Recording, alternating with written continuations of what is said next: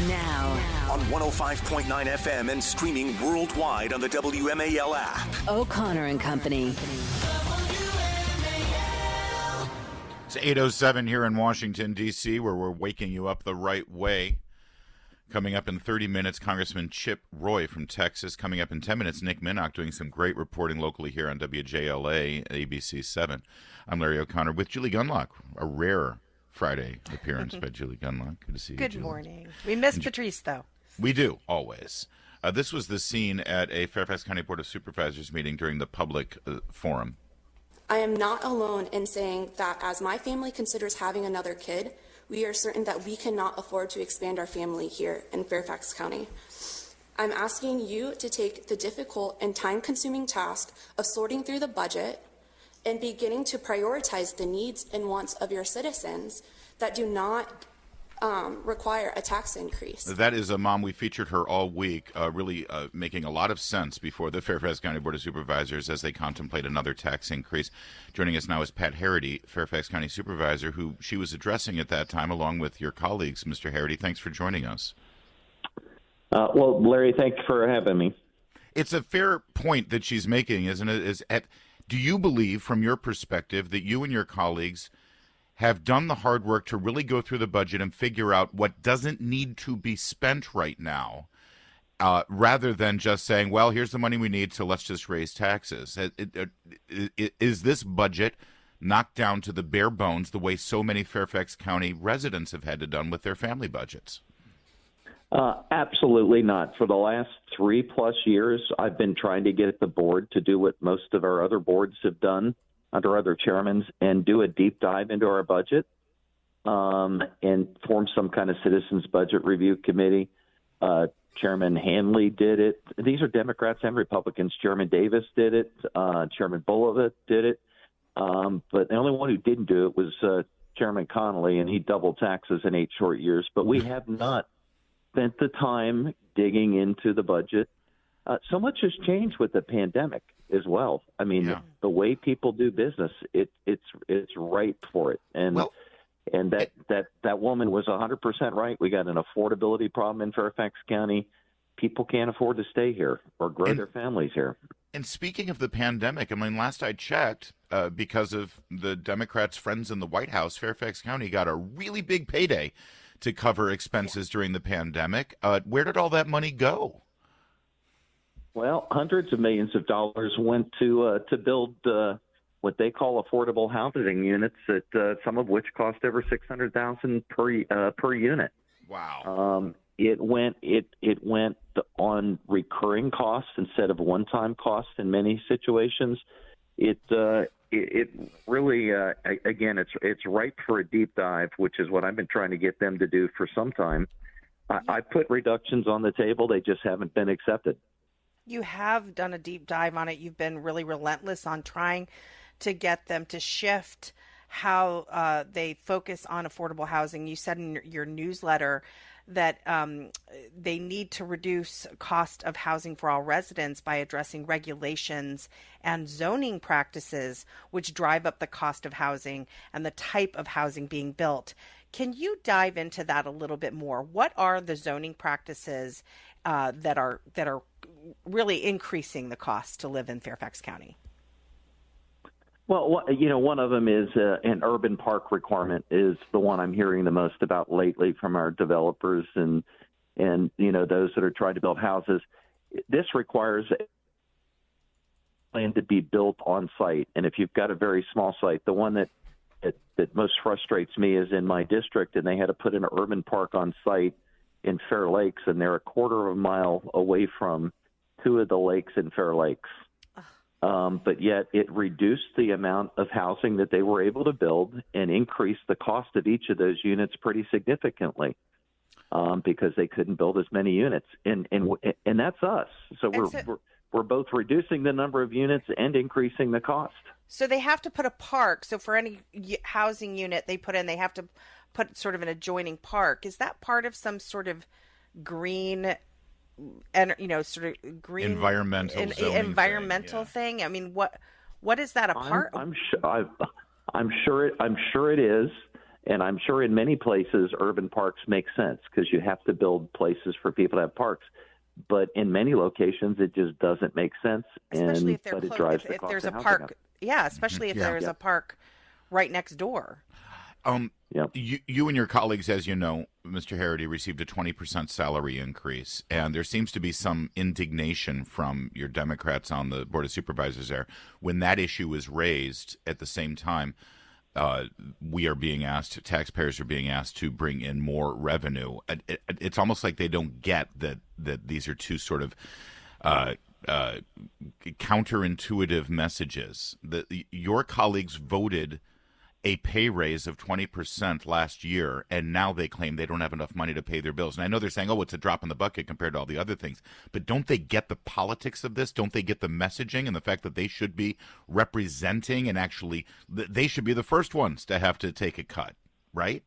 Yeah, and the raise was closer to 30%, and Supervisor Alcorn and I both opposed that raise. The one that frustrates me even more is all of a sudden there was a proposal to increase our office budgets by $1.1 billion.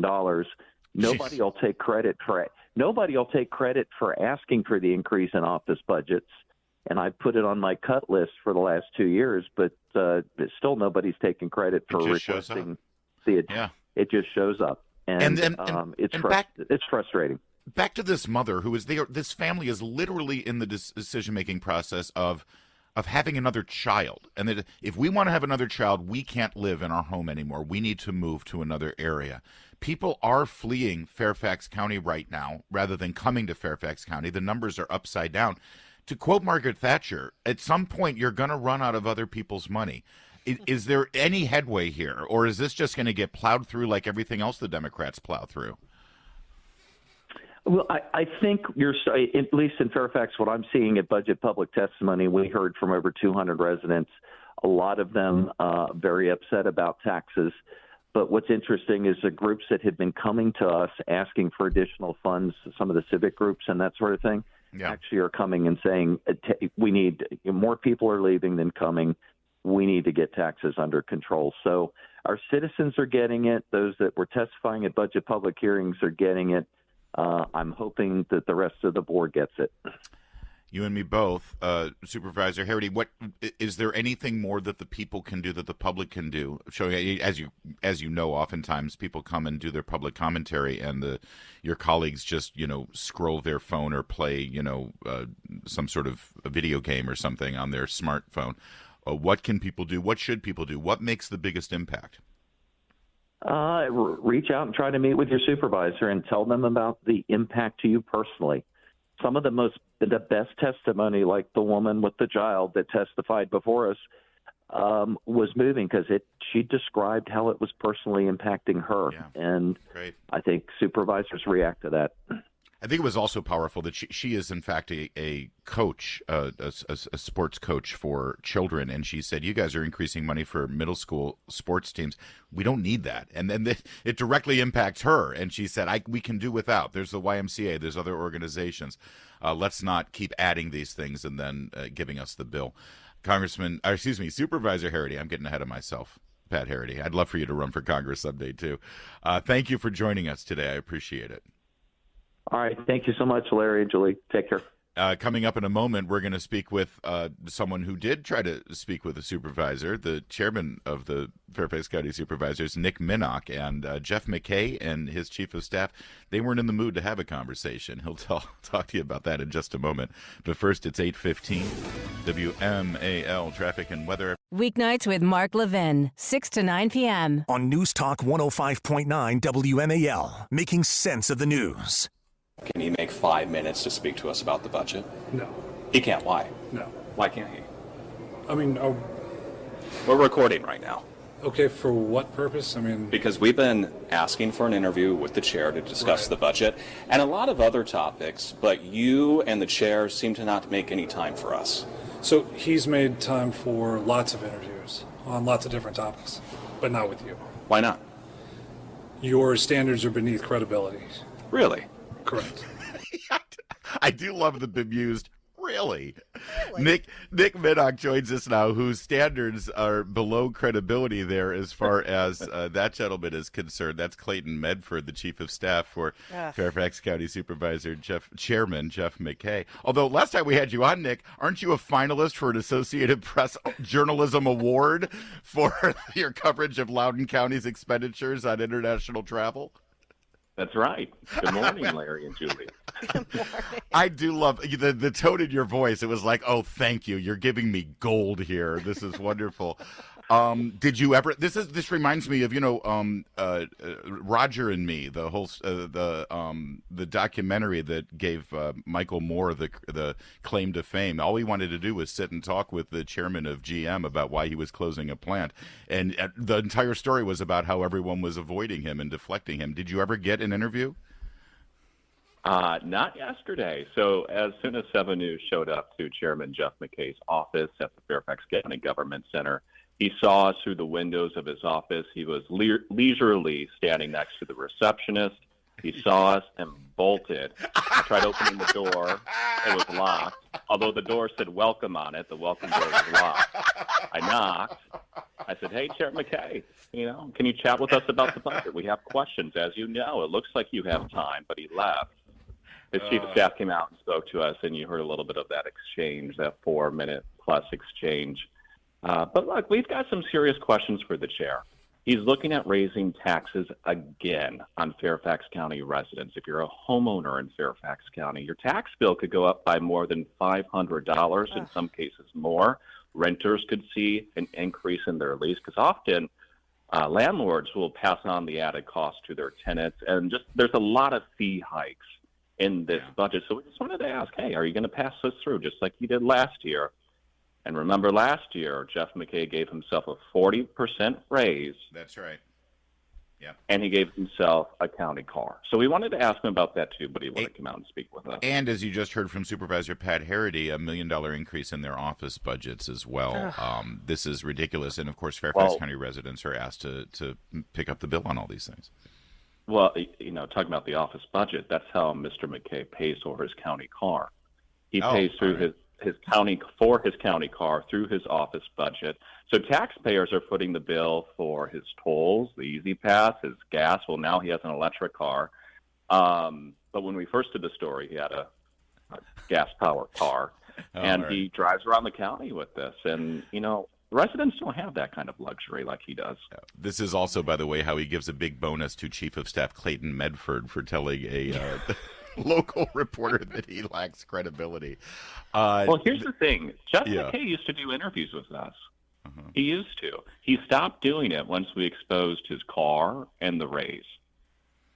Yeah, and now suddenly you don't have any credibility. Well, sure, they love the media as long as they can use you to push their agendas. So I hope you heard our conversation with Supervisor Herrity.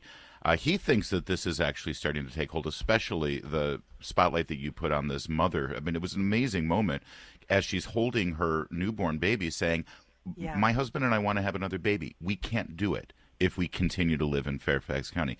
Supervisor Herrity thinks this is having an impact. What is the timeline here, and what are you hearing from other supervisors, perhaps, who are starting to feel the heat?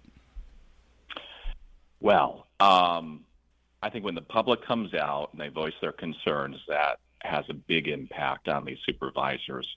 So they're going to mark up their budget in about 2 weeks. That's where the decision is going to be made. And that's going to be crunch time for the board. Are they going to give a 10.5% increase to Fairfax County Public Schools, which we reported recently has a lot of high-paid administrative positions? And I think the spotlight's on them. Hopefully they're listening to constituents. That's what they're supposed to do. They are elected to positions. So we'll see what happens in a couple of weeks. That's when the decision will be made.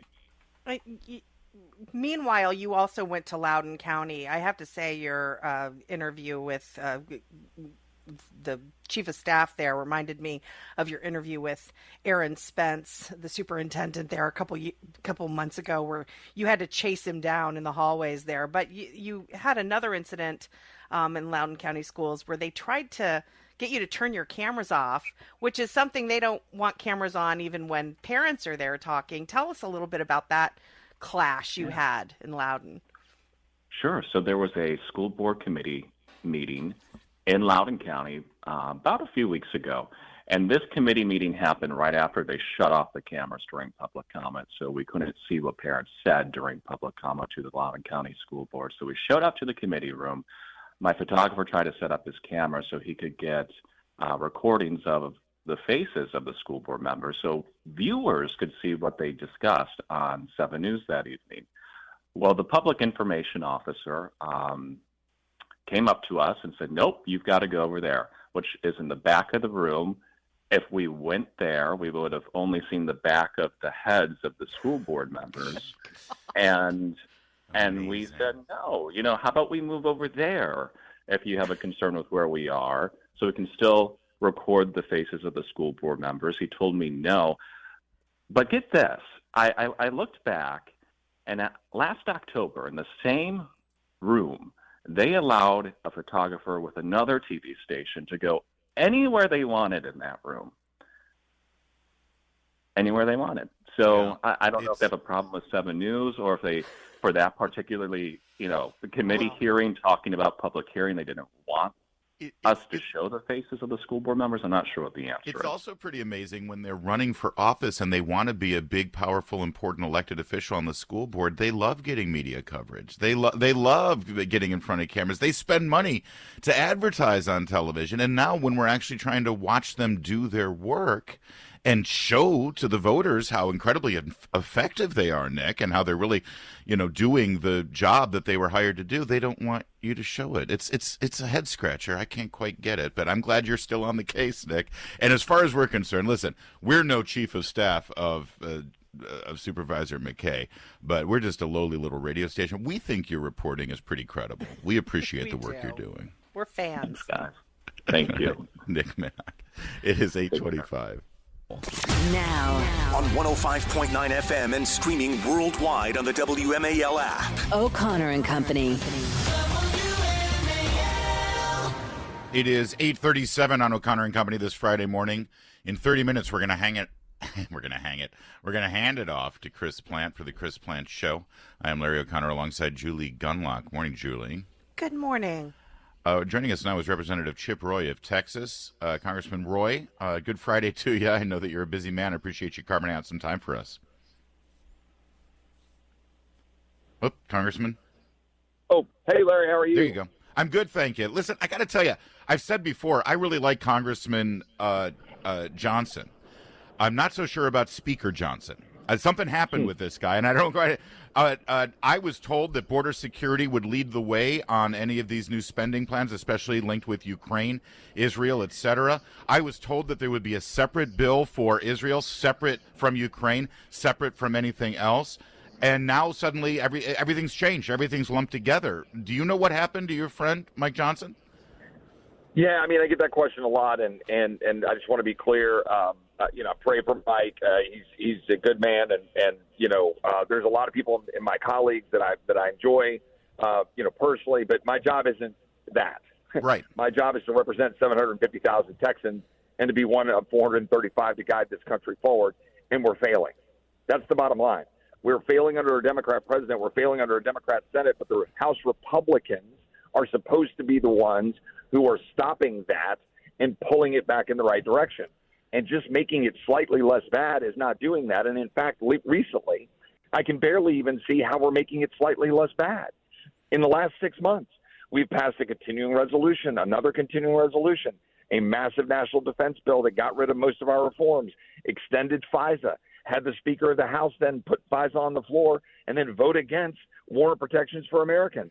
We passed massive omnibus spending bills, including an omnibus that didn't have a majority of Republican support. Why? Because it spent $1.7 trillion littered with all sorts of nonsense and earmarks and spending and $200 million to the FBI. And now here we are, and we're allowing Democrats to pass the rule to advance a piece of legislation that will fund $95 billion abroad while our borders remain wide open, despite promising to the American people that we would secure the American borders first.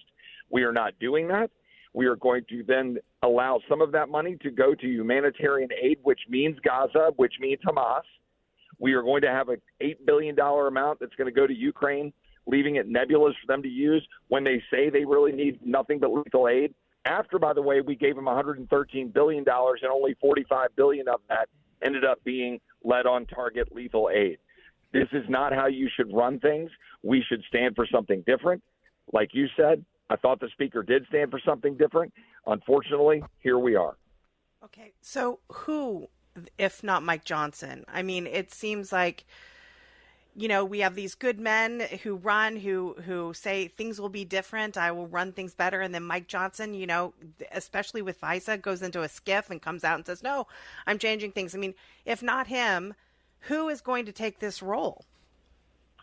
Well, this is the thing, that we're going to continue to have this fight. Here's the upside. Is what everybody, you know, because everybody gets down. They're like, gosh, you know, we want change and it doesn't change. Look, we're moving the needle. Most Americans didn't even know most of this stuff 10 years ago, 15 years ago, when all of this same stuff was happening. We didn't end up with an open border overnight. It's not like all of a sudden it was just easy for Joe Biden to be the one ruining everything.